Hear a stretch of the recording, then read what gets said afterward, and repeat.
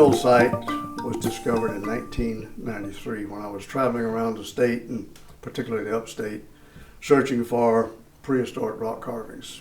This is a special site for various reasons. One, it's the only site that we discovered in the entire rock art survey that lends itself to being preserved, protected from the elements, and that will be accessible to the public so that they can see it. If you look at this site today and you say, well, what drew them to this particular site?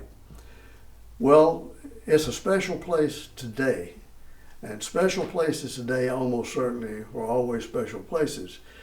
And you can imagine people coming to this rock and sitting on it and dipping and washing and bathing and playing in this pool on these hot summer days to relax, just like people do today in these same environments.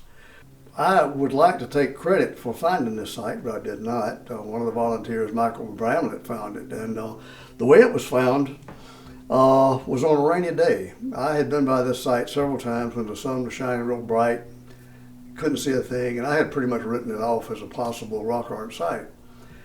Michael was coming by here one day on a rainy day, and he said, I think I'll go back and look at that rock while it's wet and raining. So he turned around and came back to Hagood Mill site here, and he went out and he called me. He said, Tom, this rock is covered with little people. So there are stick figures all over it. And I think we wound up with 32 distinct carvings on it. They are quite eroded, and to pull them out so that they are visible, you have to enhance them. And we do that, or did that, by taking lights and putting it right down at the rock surface and fanning it across the rock. And as we would find one, we would take talcum powder mixed with water, make a little thin white paint, and get a watercolor brush, and we would trace these lines in. That way, when the sun rose tomorrow and they would ordinarily have been invisible, we could still see them. And that allowed us to define these better during the day than we could do at night, and also to map them. Now, at that time, there was a road across part of the site. It was our understanding that this was the earliest road from Pickens to Rosman, North Carolina. So the Pickens County Museum gave us permission to go ahead and excavate that portion of road that was covering the rock. And the county loaned us a backhoe and a water truck to clean the rock, et cetera, et cetera. And we asked for volunteers. We had school groups come out and other people to come out and assist with cleaning the rock. After we got the road excavated and we washed it down, we once again came out at night with lights to examine that portion that had been excavated, cleaned. And we discovered 8 additional carvings underneath the road bed. The road itself was built in the 1820s. So we know that all of those carvings underneath that road predated 1820s. And that's very close to the time that the last Cherokee left South Carolina in 1813. So it's a good argument for all of these being prehistoric. Some of the carvings on this particular rock are little people, little stick figures of human beings. Some, we can't tell anything about them other than they're human beings. Several are obviously male. There are, I believe, as I remember, 17 or 18 people represented here. There's only one other site in the state that we have so far found that has the little human figures like that.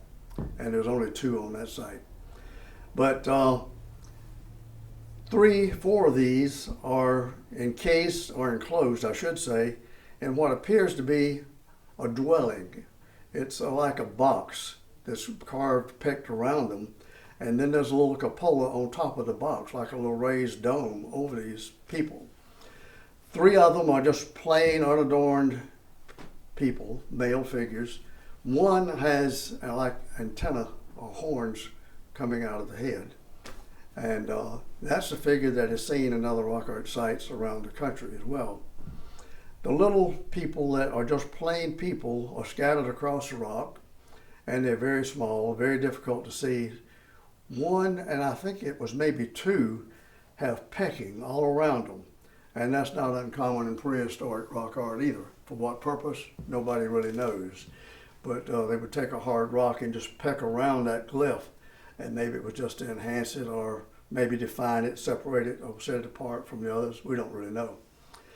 Then there are some abstract figures as well. They're not all people. Several of the abstract figures really are kind of meaningless. We can't interpret them.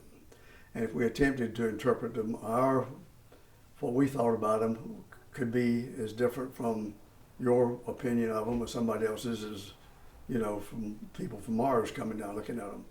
So we don't know. I just kind of appreciate these things for what they are. I don't try to interpret or put meaning to them. And there's the one we call the refrigerator man, which may not be a man at all. It's just like a little square or rectangular box with a head and legs sticking out of it. No other defining features. It could be female, it could be male, we have no idea. It was one of the most fun sites that I've ever worked on in my life for a lot of reasons. The people here in Pickens County were just fantastic. They bent over backwards to help us, to give us anything we needed in the way of equipment to excavate, water trucks to clean the site. School kids came out and helped, adults, old people. They'd come out at night and just watch us work. Just sit out there and we'd talk to them and photograph them and explain what we were doing. So it was just really a great PR thing for Pickens County, I think, as well as myself. We have got so many people interested in it and they're kind of carrying the ball that I feel sure if we can keep the pot stirred, we haven't touched the surface of what will be ultimately found in South Carolina.